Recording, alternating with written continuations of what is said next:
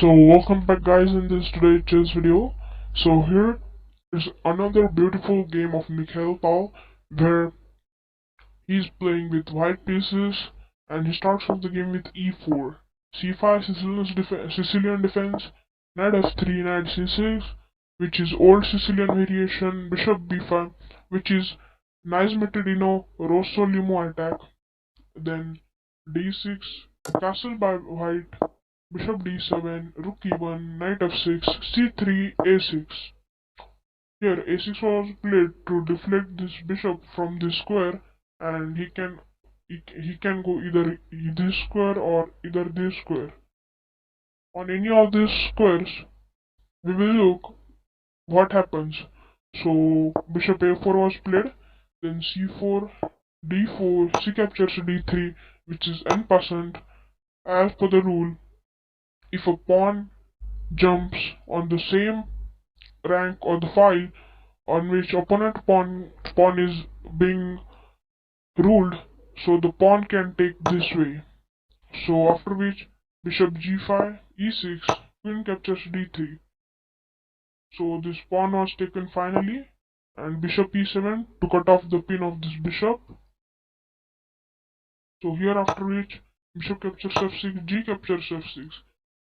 So without a g captures f6, here the most valuable, most chess engine recommended move was bishop captures g6.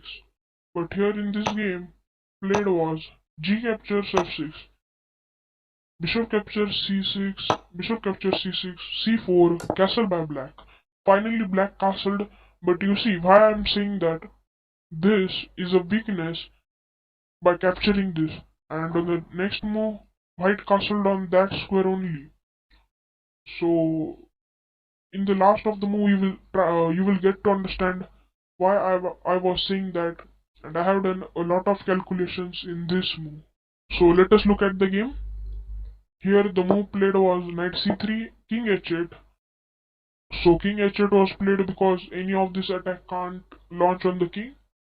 So king h8 after rook a d1, rook g8, queen e3, queen f8, which is a non-understandable move. Why this move was played?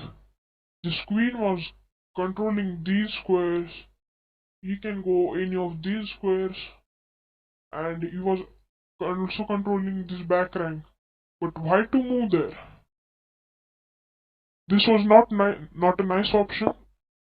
Knight d4 by Mikhail and rook c8, f4, bishop d7, b3, d8, knight f3, b5, queen a7, bishop c7, and queen captures a6. Here I didn't understand why this move was played. Instead of this, I said that this queen had moved, which had made a lot of mistakes. So this queen had to stop on these squares. So white has got an extra pawn like this. So instead of playing this, white could have played that is bishop a5. Here bishop a5 was highly recommended by chess engine because after takes I take, you be a piece up. So this was highly recommended by chess engine, but here in this game was played bishop c7, after which pawn takes, bishop captures c4 and b4. Here without trading, Mikhail has played b4, which is an interesting move. So moving towards game, queen g7, pawn to g3, d5, e captures d5, bishop captures f4, king f2, and f5.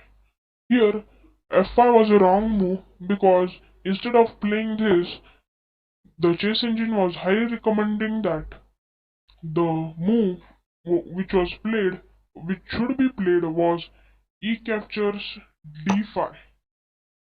So what it does, it creates an open file So any of these white or pieces can take advantage of it. But here in this game was played f5, which is a wrong move, because after which I can take this pawn. So you see, it is how it's wrong move. So going towards it, we captured. Then queen captures c3, queen d6, bishop a4, attacking the rook, rook d4, rook g7.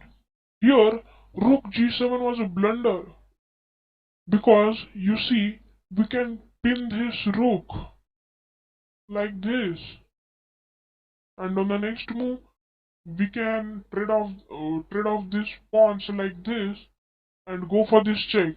After the rook takes, we take the queen, which is hanging here. There's no defense for it. Let us look how Mikhail has crushed this. So after which e captures, d captures e6, bishop c6, attacking this, double attacking this knight. Here Mikhail played knight g5, bishop captures g5, which is again a wrong move, because queen e5 check leads to block this check. Otherwise, you will see, if bishop doesn't block, king moves, and then we can move on this any of these squares. So it was here. Then we can go this check. After rook takes, we will be a queen up like this. You saw this earlier. So going back, what was played in this position was rook g7, and you see the next move, rook d8, which was a nice move because you sacrifice a rook, but on the next move you get a free queen. Queen captures c3, which was undefended on this square, as we discussed earlier. So here pawn pushed, black moved there, and you see this pawn is queening, but this can't queen because after rook takes, bishop takes, you see, before we were 2 pawns up, but now we were only 1 pawn up. So why we will sacrifice our pawn? So first we will make an extra passer by capturing any of these squares. Black can also capture it, but we have also double attack or counter attack on it. So queen captures f6 first was played in this game, then bishop e4, rook g1, putting extra pressure. First, here before, you see why this move was played, blocking of this.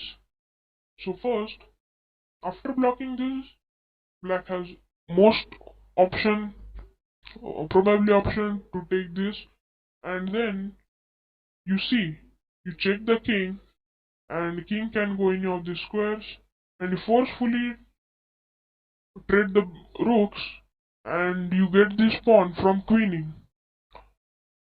So these were the major calculations. So after which white goes on g1, and rook captures a2 check, king e1, and here black resigned. You see why black resigned? Yes, the reason was the black has no checks or any of these threats now which would lead to move the king, because you see, if black moves any of these squares or moves randomly, we go this checkmate, which is defended by the queen. So if you say here, without taking this pawn, it would have remained on this diagonal, since he can't capture this, or he would go on this move, or he can go on this move to double up this. But on the next move you see, queen sacrifice, yes. After takes, we promote to a queen. After rook blocks. So beautiful checkmate like this. Or if rook takes, it's again checkmate. So you see, here black has run out of checks, and so therefore he played and resigned this game.